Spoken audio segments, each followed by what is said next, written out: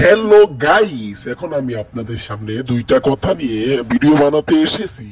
তো সকলে মনোযোগ দিয়ে শুনবেন।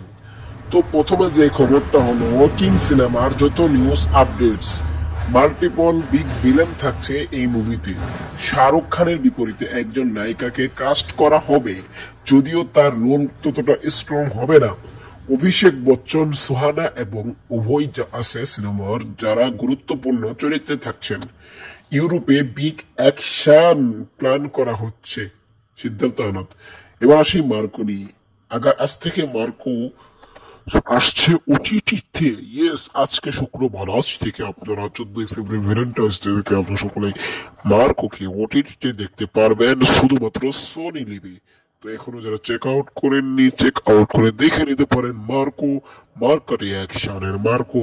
তো কেমন হলো, আপনাদের লাগলো ভালো আজকের ভিডিওটি? ধন্যবাদ দেখার জন্য। কথা বললেন না, উল্টাপাল্টা হয়ে গেল। Thank you.